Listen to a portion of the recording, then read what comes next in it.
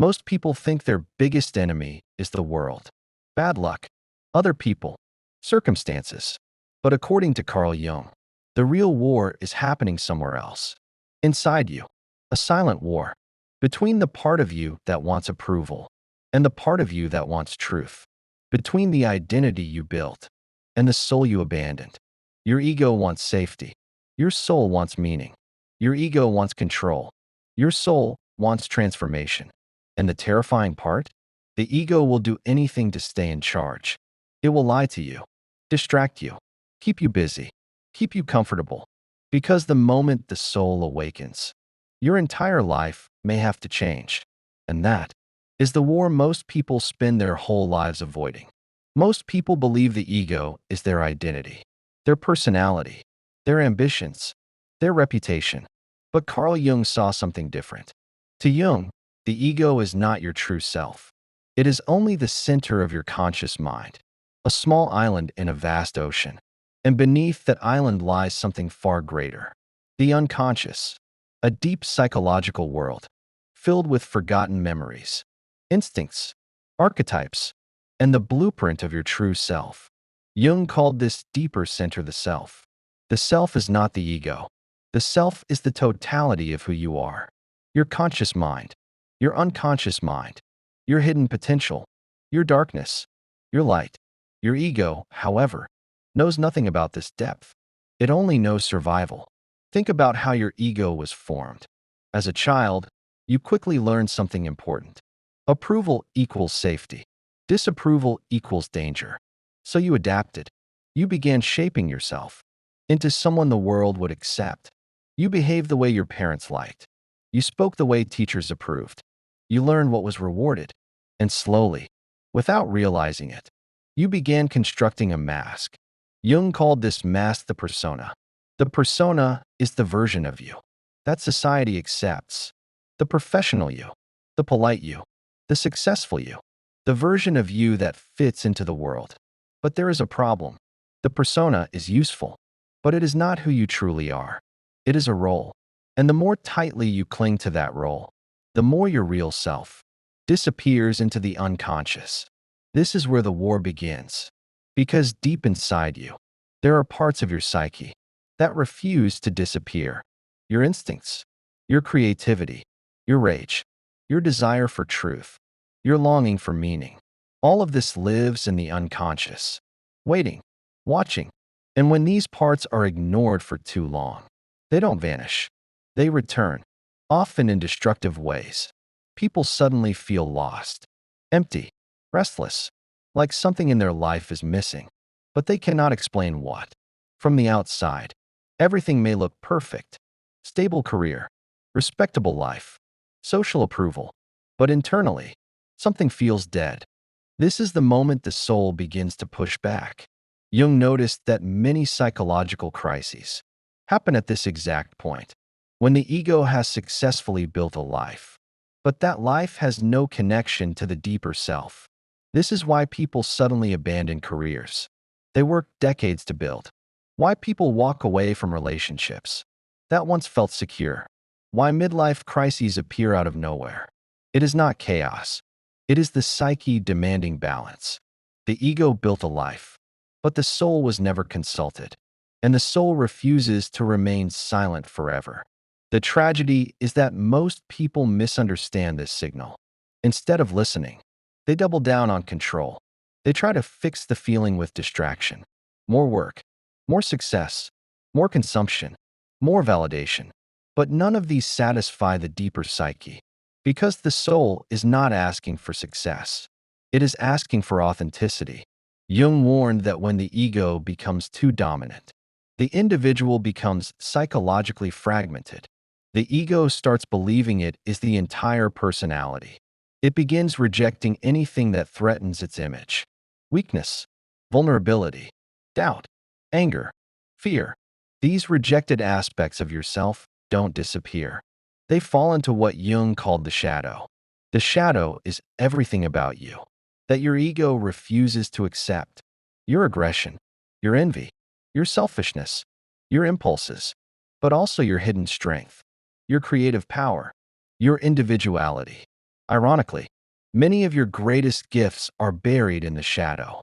Because the ego is terrified of anything unpredictable, the ego prefers control, the soul prefers wholeness, and wholeness includes darkness. This is why Jung believed psychological growth requires confronting the shadow, not destroying it, not suppressing it, but integrating it. Because the goal of life is not perfection. The goal is individuation. Individuation is the process of becoming who you truly are, not who society expects, not who your parents imagined, not who your ego constructed, but the deeper, integrated self. And this process is dangerous because individuation requires the ego to surrender control. Imagine telling your ego this. Your career might change. Your relationships might transform. Your identity might collapse. Your beliefs might dissolve. The ego hears this as a threat. It resists. It fights. It distracts. Because the ego's primary goal is stability. But the soul's goal is evolution. And evolution always involves chaos.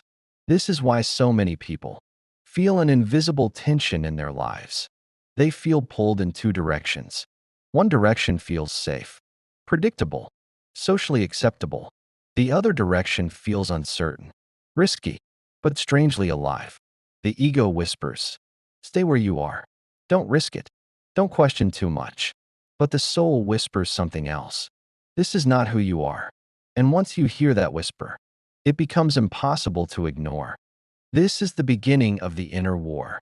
Not a war between good and evil, but a war between comfort and truth, between identity and authenticity, between the ego and the soul. And the deeper tragedy is this. Most people never resolve this conflict. They spend their entire lives strengthening the ego, while the soul slowly suffocates. Jung believed this was one of the greatest psychological tragedies of modern life. A person can become socially successful, yet internally hollow. They can achieve everything the world celebrates, yet feel like strangers to themselves. And the longer this continues, the louder the unconscious becomes. It speaks through anxiety, through depression, through sudden life crises, through dreams, through irrational impulses. These are not random disturbances. They are messages. The psyche trying to restore balance, the soul trying to reclaim its place. Because your psyche was never meant to be ruled by the ego alone. The ego is only meant to be a servant, not a king. But when the ego becomes the ruler, it inevitably goes to war with the deeper self. And that war is where most modern suffering begins. The ego does not surrender easily. It fights, quietly, strategically, and most people never realize it is happening. Because the ego is not only an identity, it is also a defense system. Its mission is simple. Protect the image you have built. Protect the story you believe about yourself. Protect the life that keeps you comfortable, even if that life is slowly destroying your soul. According to Carl Jung, the ego fears one thing above all: disintegration. If the ego loses control, your entire identity might collapse. And so the ego develops weapons, subtle ones, invisible ones, psychological ones. The first weapon is distraction. Modern life is perfect for this. Constant noise, constant stimulation, constant movement. You wake up and immediately reach for your phone.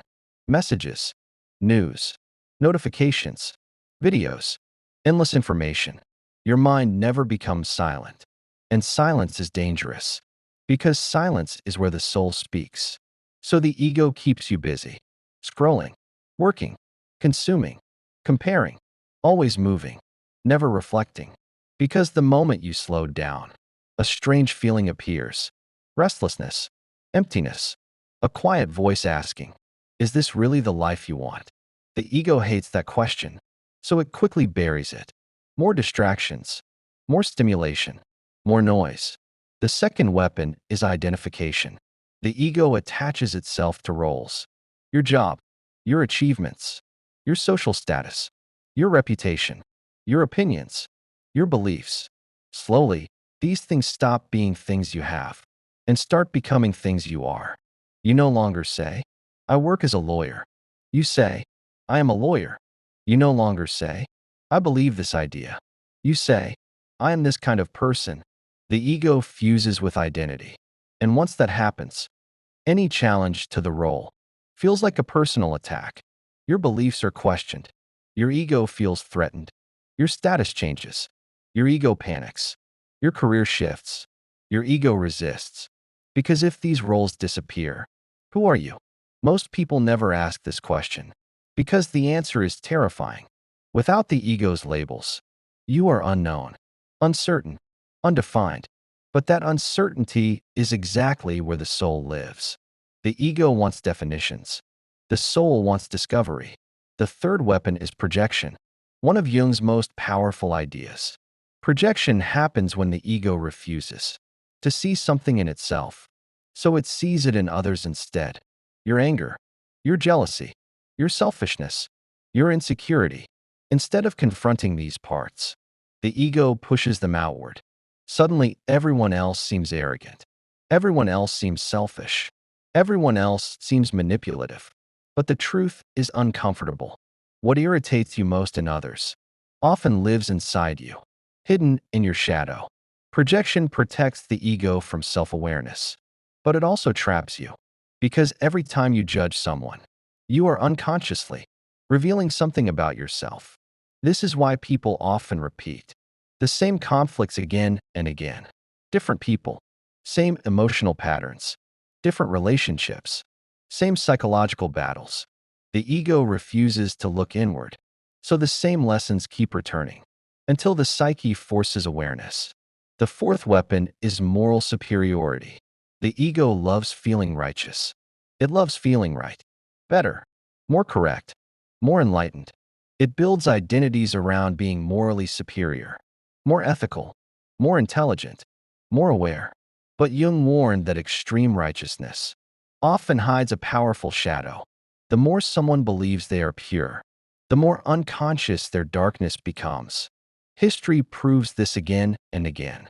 People convinced of their moral superiority often become the most dangerous because they no longer question themselves. They believe their actions are justified, necessary, virtuous. The ego is extremely skilled at turning itself into a hero, even when it is causing harm. This is why Jung believed self-awareness is a lifelong responsibility. Without it, the ego becomes tyrannical, not only toward others, but toward your own soul. And then there is the final weapon, perhaps the most powerful of all, fear. The ego fears change. It fears uncertainty. It fears losing control. So when the soul begins demanding transformation, the ego responds with panic. What if you fail? What if people judge you? What if you lose everything? What if you regret it? What if you are wrong? Fear keeps you frozen, safe, predictable, but also stuck. Jung believed that many people remain psychologically trapped because of this fear. They sense the life they should be living, but they stay inside the life they know. And the longer this continues, the deeper the internal conflict becomes. Externally, everything may appear stable. Internally, the psyche becomes divided.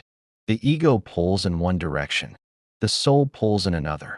And this tension creates psychological symptoms: anxiety, depression, burnout, chronic dissatisfaction, a sense of meaninglessness. These are not always disorders. Sometimes they are signals, messages from the deeper psyche, the soul trying to break through the walls the ego has built.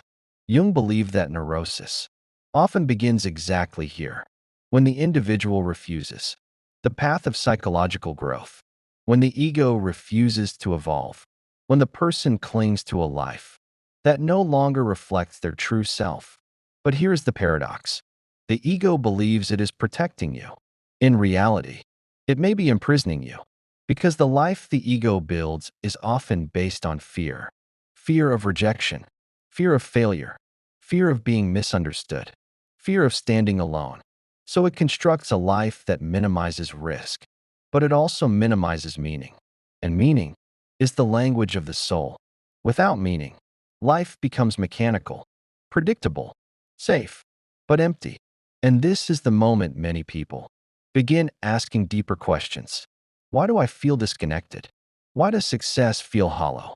Why does life feel like something is missing? These questions are not problems. They are invitations. The psyche calling you toward transformation. But transformation always threatens the ego, because transformation requires you to face the shadow, to question your identity, to dismantle illusions, to admit you may not fully know who you are. And the ego hates that. But the soul thrives in that uncertainty, because uncertainty is the doorway to individuation, the process of becoming whole. And individuation requires courage. The courage to question your identity, the courage to confront your shadow, the courage to abandon roles that no longer reflect who you are becoming. Most people sense this call at some point in life, but very few follow it, because following it means stepping into the unknown, leaving the familiar, allowing parts of your identity to die. But Jung believed something profound. If you refuse this inner transformation, the unconscious will eventually force it upon you, through crisis, through loss, through emotional collapse. Because the psyche will not tolerate imbalance forever, the soul will not remain buried forever. And when it finally erupts, the ego often experiences it as chaos. But from a deeper perspective, it is not destruction. It is the beginning of psychological rebirth. The ego calls it crisis. The soul calls it awakening. And the real question becomes this: will you continue defending the identity you built? Or will you begin discovering the self you truly are? Because once the soul begins to speak, the war between ego and self can no longer be ignored. And the next stage of that war is the confrontation with the shadow, where the parts of you the ego rejected return, not to destroy you, but to make you whole. Sooner or later, the shadow appears, not gently, not politely, but with force, because the parts of you the ego rejected never disappeared. They only went underground. This was one of the most disturbing discoveries made by Carl Jung. What you refuse to face within yourself does not vanish. It waits. It gathers strength. And eventually, it demands recognition. Jung called this hidden territory the shadow. The shadow contains everything the ego refuses to accept: your anger, your envy, your selfishness, your aggression, your weakness, your insecurity, your forbidden desires, your buried wounds, all the parts of you that do not fit the image you want the world to see. The ego says, I am kind. So the shadow holds your cruelty. The ego says, I am strong. So the shadow holds your vulnerability. The ego says, I am moral. So the shadow holds your impulses. The ego builds a clean identity, but the shadow carries the mess. And the more perfect your ego image becomes, the darker the shadow grows. This is why people who appear the most virtuous on the outside often have the most dangerous unconscious shadows. Because what is repressed becomes powerful, and power without awareness becomes destructive. But the shadow does not first appear in obvious ways. At first, it appears in projection. You begin noticing traits in others that trigger intense reactions. Someone's arrogance, someone's selfishness, someone's dishonesty. Your emotional reaction feels immediate, strong, almost disproportionate. And Jung would say, look carefully. The intensity of your reaction often reveals something important, because what disturbs you most in others often lies unrecognized inside yourself. The ego refuses to see it, so the psyche throws it outward, into the world. This is why the people who anger you most often mirror parts of your own shadow. Not always, but often. And until you recognize that, the pattern continues. You keep encountering the same personalities, the same conflicts, the same emotional triggers, different faces, same psychological pattern. The shadow repeating itself, trying to be seen. But projection is only the beginning. If the shadow remains ignored long enough, it begins to leak into behavior.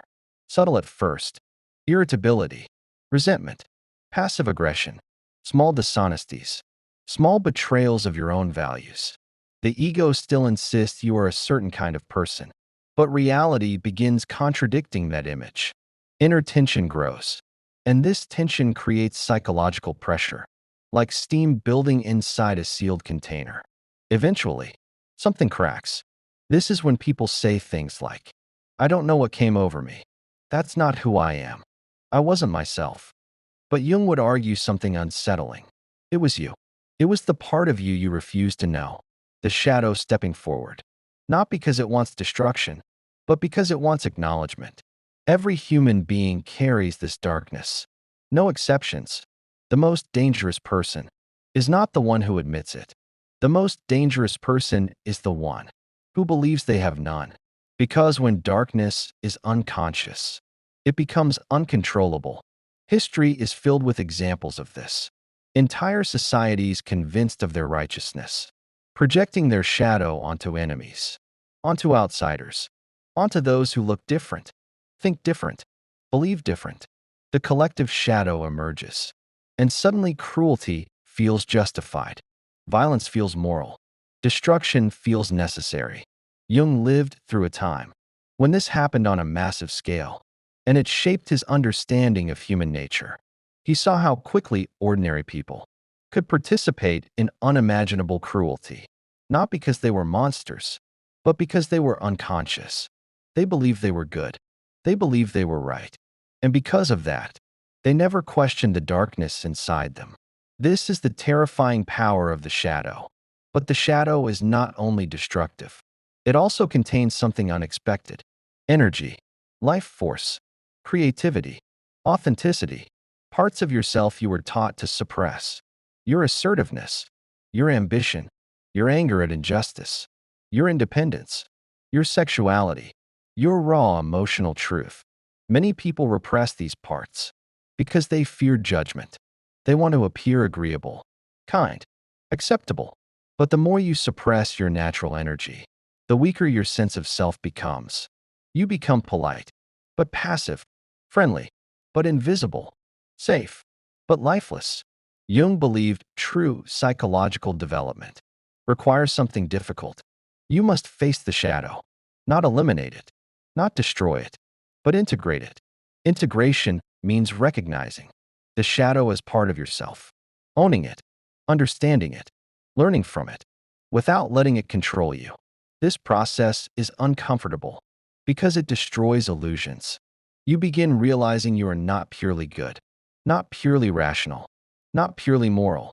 You contain contradictions, conflicts, dark impulses, but you also contain awareness. And awareness changes everything. Once the shadow becomes conscious, it loses its power to secretly control you. Your anger becomes something you understand. Your jealousy becomes something you examine.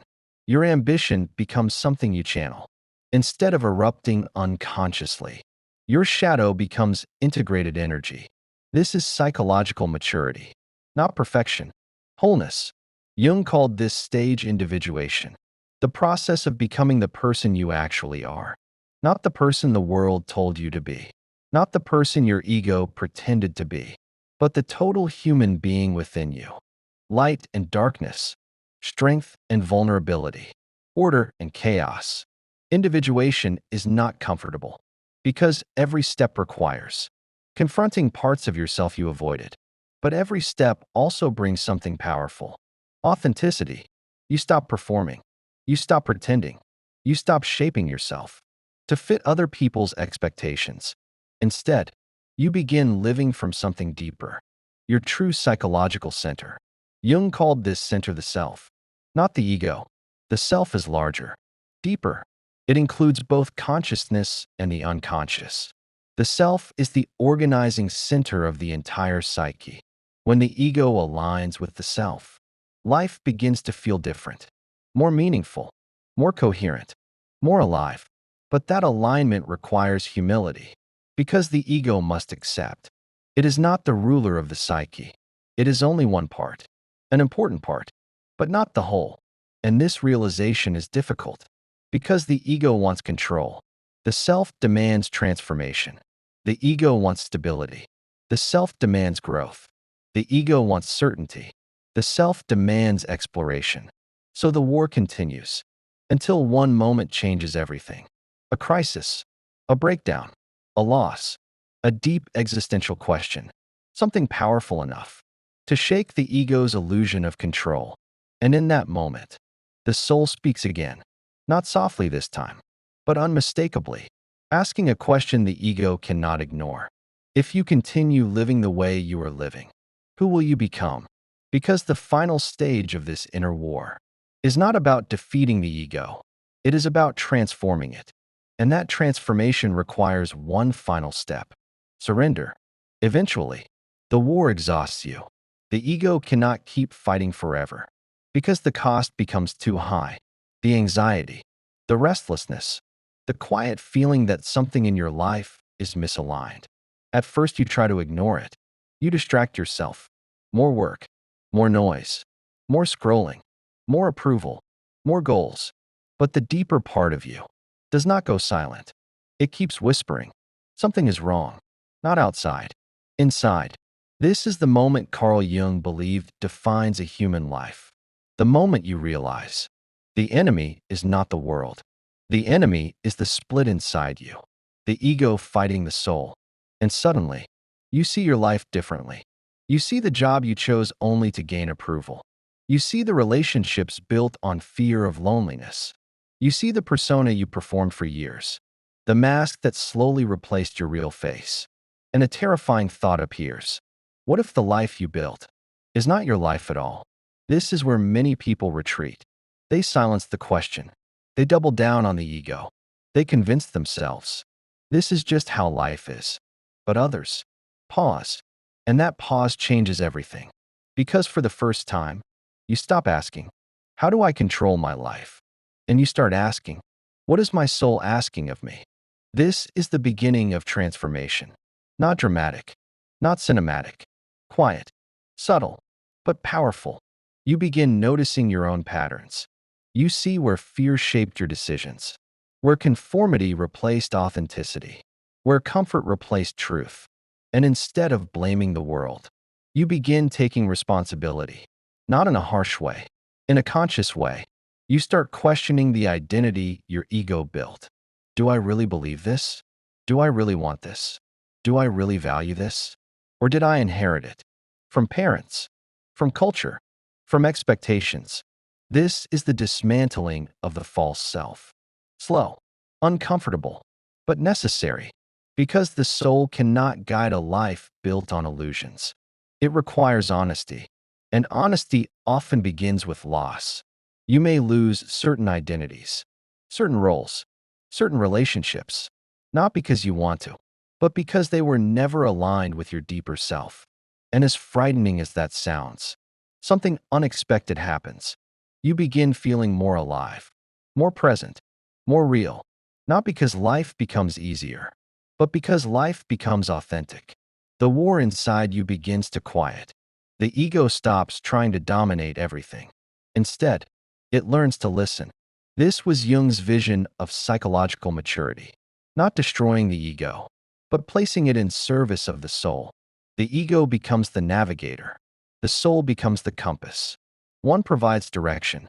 The other provides meaning. And when they align, life gains a new quality, depth. Even suffering begins to feel different.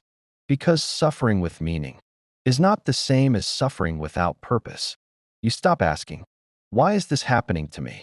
And begin asking, what is this trying to teach me? That question alone changes the trajectory of a life.